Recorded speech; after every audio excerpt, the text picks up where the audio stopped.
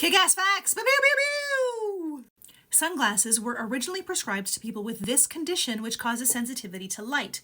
In the 19th and early 20th centuries, people would wear sunglasses and rest them on metal nose coverings, since skin deterioration around your nostrils is another symptom of which condition? A. Tuberculosis, B. Syphilis, C. Polio, or D. Smallpox. The correct answer is B. Syphilis. Up until the 1920s, there was no standardized guidelines for stop signs, so they could be any color or shape. In 1922, the American Association of State Highway Officials decided that the signs should be yellow octagons. Red wouldn't work because the paint would fade over time and look too dark at night. It wasn't until the 1950s, when a fade-resistant red paint became available, that the signs were standardized as red.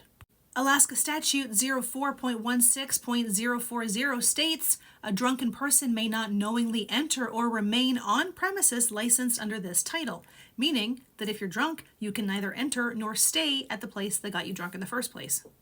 In Racetrack Playa, a dry lake bed in Death Valley National Park, large stones appear to move across the surface, leaving long tracks behind them. The rocks vary in size from just a few ounces to over a few hundred pounds, just like your mom. Though no one has seen them move in person, the trails left behind the stones and periodic changes to their location make it clear that they do. Many of the largest rocks have left behind trails as long as 1,500 feet. Rocks with a rough bottom surface leave straight tracks, while smooth bottom rocks tend to wander. The sailing stones have been observed since the early 1900s, and several theories have been suggested. That was until 2014. Scientists were able to capture the movement of the stones for the first time using time-lapse photography.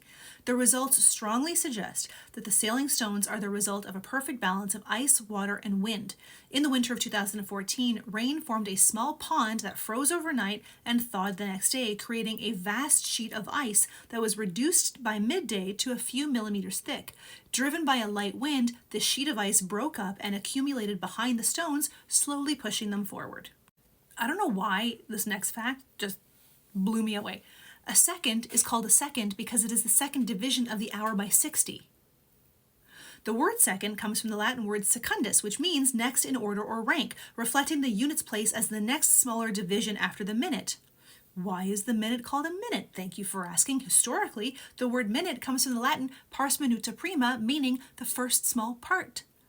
Are you thinking to yourself, why 60? Me too! The division of the hour into 60 minutes and of the minute into 60 seconds comes from the Babylonians, who used a sexagesimal.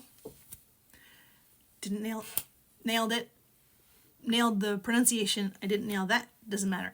Counting in the 60s, a system for mathematics and astronomy. They derived their number system from the Sumerians, who were using it as early as 3500 BCE.